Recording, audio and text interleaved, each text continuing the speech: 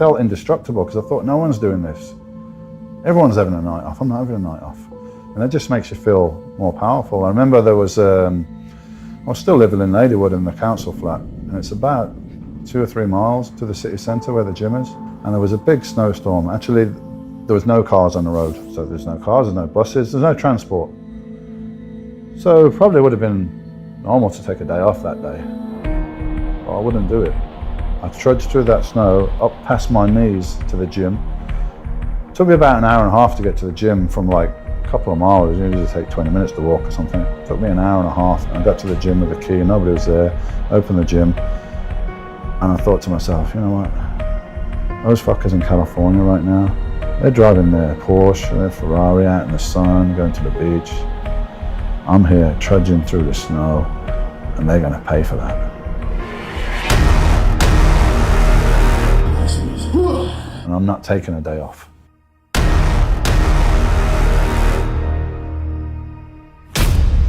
But there's something inside me, I got to do this.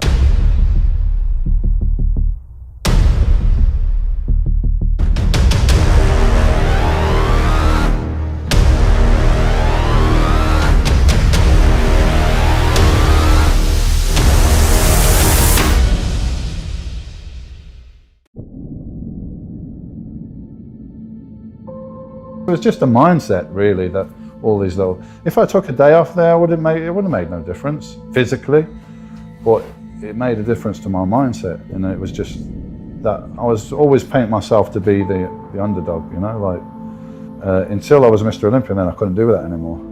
I didn't really change my approach or my attitude, so there would have been a lot of distractions and a lot of pressures of me in the States, and I wanted to keep that, you know, Clubber Lang, Eye of the Tiger, and, you know, I didn't want to get too comfortable. I didn't want to go to events with celebrities and all this kind of stuff. So I stayed in Birmingham, where I was not accessible to do those kind of things, where I could just be still almost religious about my training and regime and everything that got me to be at the top. Because there's the dilemma, you know, you do all this hard work to get to the top, and then when you get to the top, you get opportunities to make money, but it's going to take away from your time and dedication that you put in to get there. So it's, a lot of people fall down on that, you know, amateur bodybuilders turn professional and then all of a sudden they're not so good anymore. Why? Because they just got so many distractions. And now they're becoming successful, also get so many people in their ear telling them, oh, you should have done this and you should train like this and you should have done that. And then they forgot just basic hard work that got them there in the first place, probably. So, you know, the whole shadow mystique, inaccessible guy from across the water, the only monster that only comes out. Every show I went to in America, and I can still speak to the promoters now, 20 years later, they say they've never seen anything like it. They would sell out their shows immediately when people knew I was there. There was no internet to see me in the flesh, to see me, or to talk to me, or have access, or anything like that. So when you turned up at a show, those days, there was a huge demand for everybody, but I was so inaccessible and so different, and the physique that had changed the sport and everything like that. So the shadow is like, this guy comes out of his gym in Birmingham, goes to a contest, devastates everybody, is like the opposite, the anti-bodybuilder, because he's, you know, he's not an extrovert, he doesn't tell everybody how great he is all the time, all this stuff that people expect. He just goes to the contest, win it, and disappear, and everyone's like, who's that guy, where's he come from? All this enigma, and then disappears in his gym for another year or 2 years and just trains and doesn't let anyone see him because he's got sweatshirt on all the time, and then pops up again and just blows everyone's mind and disappears again, like a shadow. So that's where it comes from. Mighty pullovers! Right!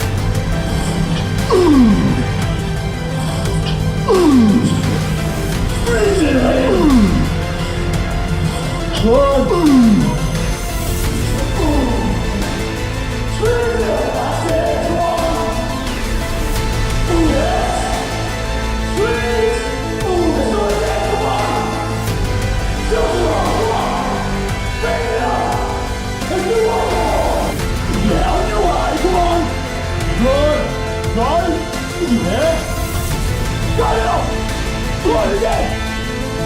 Right! Come on, let's go strong! Drive it! Bring it up!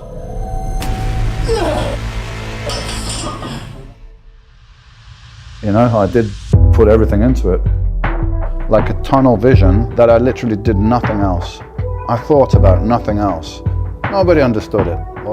What the hell are you doing? And why are you eating like a robot every 2.5 and 3 hours and doing this? And what's this all about, right? I just always had that like tenacity. If I'm doing something, I just do it. And I don't think, wow, that must be hard work. Or I don't really think about it, I just do it. And then I come home, I'll be like, literally like this. Because you're on a, you know, it's the only sport where you're eating less. You're eating less calories, you're giving your body less fuel, and you're doing more training and harder training. And you're trying to get contradictory goal of maximum muscle mass and minimum body fat. It's totally contradictory, and you're trying to balance that, and it's exhausting. I'm choosing to do this, I'm choosing to put my body through this. I had that, and plus people knew that I had made huge improvements that year. So I had that, and I carried that all the time. You look at these bodybuilders on stage and they're standing there like this, or they're doing the poses, and that might look pretty easy. But you are tensing every muscle in your body and holding it in this posture and trying to look like, you know, I don't smile much, obviously, there's no not to smile, but anyway, looking confident, and it's fucking hard work. And if you don't prepare for that, man, and people have told me that. And a good friend of mine, Chris Cormier, who's competing in the Mr. Olympia, the later ones, he's like, I couldn't even stand next to you, man. I felt like you had a force field coming off you, like a power, like confidence.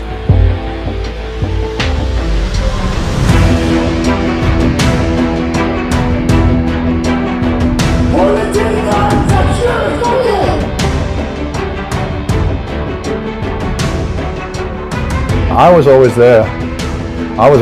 Even if I was at the back of the row, I'll be standing there, I'll be holding that posture. I'd be like, I'll do this all fucking day if you want.